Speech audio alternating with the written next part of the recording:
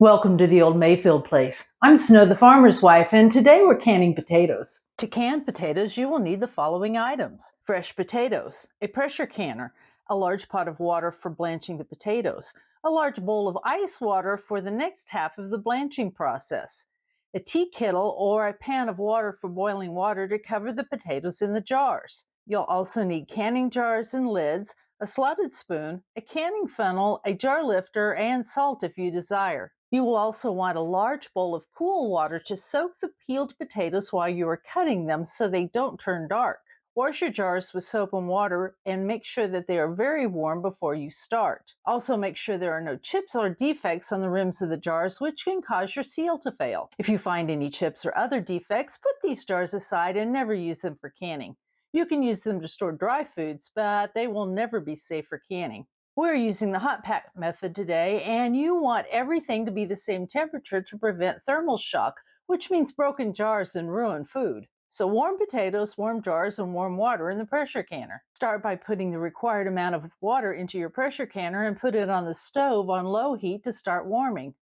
You don't want the water to boil yet, you just want it warm. It's also a good idea to put the rack in the bottom of the pressure canner now so you don't forget later. Refer to your owner's manual for your specific pressure canner to determine the amount of water needed. I have a Presto 23-quart pressure canner, and my manual specifies 3 quarts of water. Peel, wash, and cut the potatoes into 1 to 1.5 inch cubes, then place them in a bowl of water to soak until you have all the potatoes done. With the cost of food climbing every day, if you find a good deal on any of your favorite foods, you should buy as much as you can to have in the future. But if you are buying fresh meat or fresh produce, how will you make that food last as long as possible? While there are many ways to preserve food, pressure canning is one of the easiest ways to keep your food safe to eat for years. Our store had white potatoes on sale for $3.99 for 10 pounds, and while a couple of years ago I would have laughed at this price, today it's a good deal. Fill the large pot with water and bring it to a boil. This pot will be used to blanch the potatoes before you put them in the jars. You will also want to start a kettle of water to boiling to cover the potatoes once you put them in the jars. Blanch the potato cubes by putting them in the pot of boiling water for 2 minutes, then immediately plunge them into a bowl of cold water to stop the cooking process. Blanching helps ensure that the potatoes won't turn dark after they are canned. Once your potatoes are blanched, it's time to start putting them into the warm jars. While adding salt to the jars has nothing to do with the preservation of the potatoes, it does add flavor. If you are canning pint jars, use 1/2 teaspoon of a good non-iodized salt. For quart jars, add up to 1 teaspoon for each jar. Or you can completely leave the salt out and season the potatoes as you use them. While you don't have to use a canning funnel to fill the jars, it does help prevent spillage and keeps the food off the rims of the jars.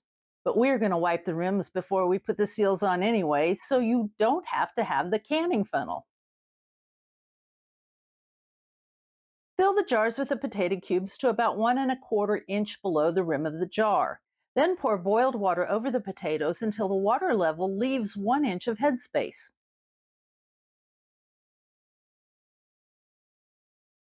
The amount of headspace is very important.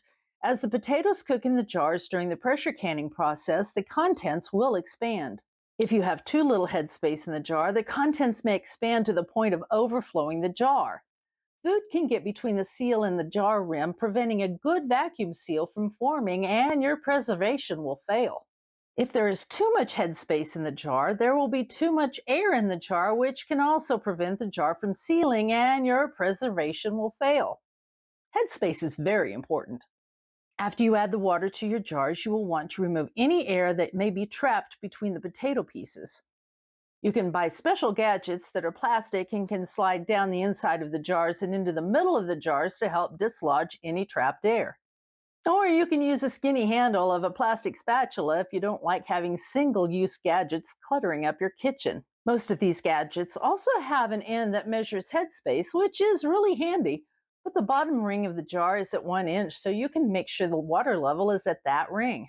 Never use metal on the insides of your jars, as it can damage the jar and cause it to break in the canning process. Or it may not. My mother always used a butter knife for this step and rarely had a jar break. But with jars at more than $1 a piece these days, don't take the chance. use plastic. Once you remove any trapped air, you may notice that your water level has dropped and you will need to add more hot water to bring it back to the 1-inch headspace. Wipe the rim of the jar with a damp, clean cloth to remove any food particles. Place the seal on the jar and screw the ring on until it is just finger tight. Finger tight means just as tight as the very tips of your fingers can get the ring. Do not crank it down, as this can cause buckling of the seal and a seal failure. After all the potatoes are packed into the jars, place the jars into the pressure canner, making sure you have a rack on the bottom of the canner first. Never place the jars directly on the bottom of the canner, as this can cause the jars to break. If you're canning pint jars, your canner may be able to hold a double stack of jars. I can get 14 to 16 pint jars into my canner. If you can double stack, make sure that you have another rack between the first level and the second. Never stack one jar directly on top of another. Place the lid of the canner on securely and turn the heat up to high to get the water boiling. Do not put the weight on the steam vent at this time. You must get all the air out of the pressure canner before you put the weight on. It may take 15 to 20 minutes for this to happen. Just be patient and watch the steam. Once you have a steady stream of steam coming out of the steam vent, you know that the air is being pushed out of the canner. Set your timer for 10 minutes and allow the steam to escape during this time. At the end of the 10 minutes, place the weight on the canner and watch the dial come up to the correct pressure for your elevation. If you live at 1,000 feet above sea level or below, as I do, and are using a gauged canner, you will want your pressure to be at or slightly above 11 pounds per square inch at all times during the canning process. If you live higher than 1,000 feet above sea level, refer to the chart for the required pressure for your elevation.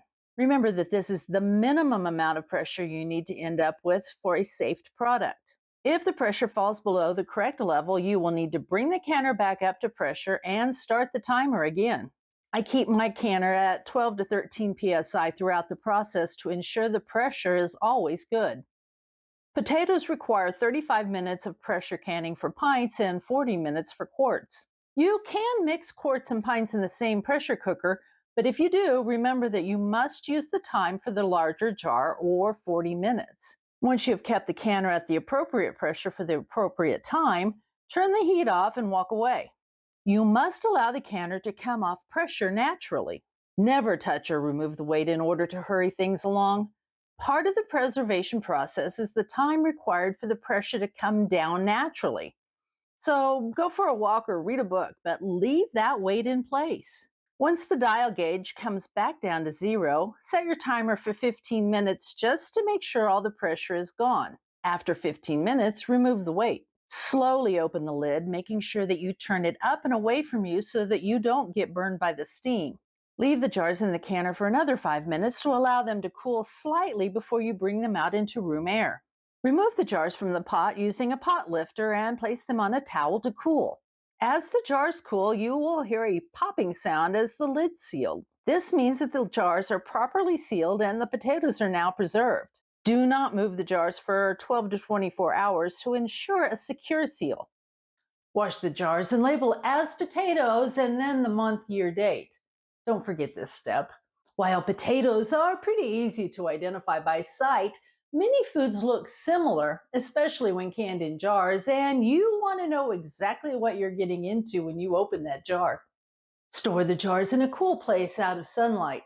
To use the canned potatoes, simply open the jar and drain the liquid before using them in your favorite recipe. By understanding how to safely preserve food, you can buy in bulk when it is on sale and have it on hand for months and even years to come, saving you money. I recommend that you get a good book on preserving food, such as the Ball Complete Book of Home Preserving, or you can use the USDA's online resource for free.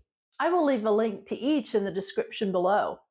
After 24 hours, you want to make sure all your potatoes are sealed and safe to put into storage until they're ready to use. There are a couple of ways that you can tell if your potatoes are sealed properly. First, you can tap on the lids to see if they sound right. All of these potatoes sealed properly, and I'm very thankful for that. Here's a jar of pickled beets that we've been using, so it's been opened and is no longer sealed.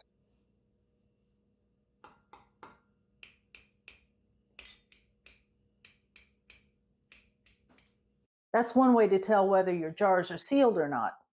Another way to tell if the jar is sealed properly is to take the ring off and grab the seal by your fingertips and just lift it a little bit off of the counter.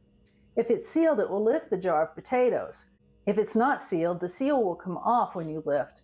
That's why you don't want to lift too high or you're going to have a mess on your hands. Also, when storing your product, you'll either want to store them with the ring off or with the ring barely on.